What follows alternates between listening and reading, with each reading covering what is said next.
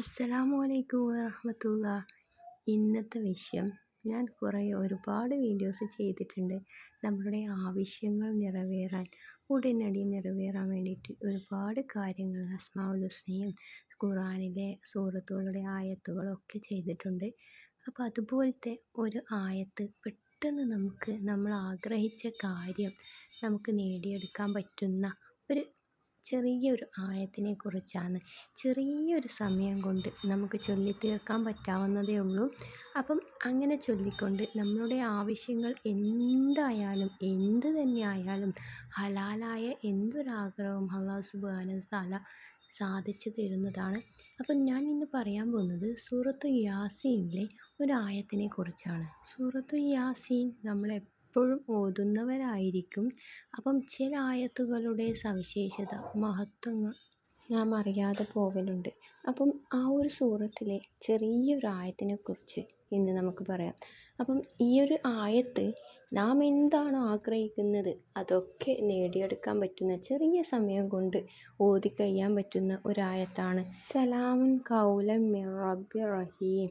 ഈ ഒരു ആയത്ത് ചെറിയൊരു ആയത്താണ്. സൂറത്ത് യാസീനിലെ 58-ാമത്തെ ആയത്താണ്. ഇത് നമ്മളുടെ ആവശ്യം നിറവേറി കിട്ടാൻ വേണ്ടിയിട്ട് മനസ്സിൽ നിയ്യത്താക്കിക്കൊണ്ട് 10 സലാത്ത്, നമുക്കറിയാവുന്ന ഏത് സലാത്ത് വേണമെങ്കിൽ ചൊല്ലാം.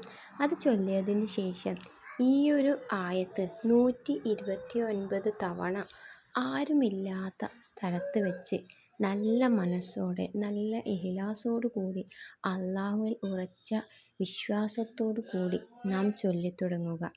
അല്ലാഹു സുബ്ഹാനഹു തആല നമ്മുടെ ആവശ്യം പെട്ടെന്ന് നിറവേറി കിട്ടും.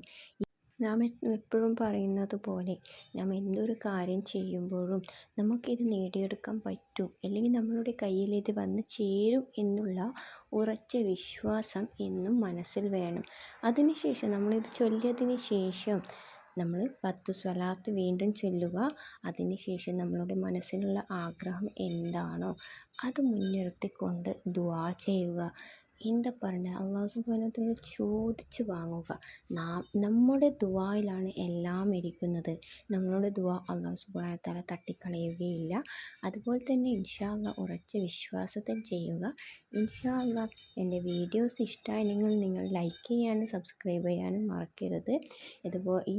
ഈ ഒരു ആയത്ത് എന്ന് പറയുന്നത് അത്രയും മഹത്വമേറിയ ആയത്താണ്. അപ്പം നിങ്ങൾ ചൊല്ലിയിട്ട് കാര്യം സാധിച്ചില്ലെങ്കിൽ വീണ്ടും ഇതുപോലെ ആവർത്തിച്ച് വരിക. നിങ്ങളുടെ ആവശ്യം എന്തായാലും പൂർത്തീകരിച്ച് തരും പടച്ച റബ്ബ്. അസ്സലാമു അലൈക്കും വറഹ്മത്തുള്ള. എൻ്റെ വീഡിയോസ് ഇഷ്ടമായെങ്കിൽ ലൈക്ക് ചെയ്യാൻ മറക്കരുത്.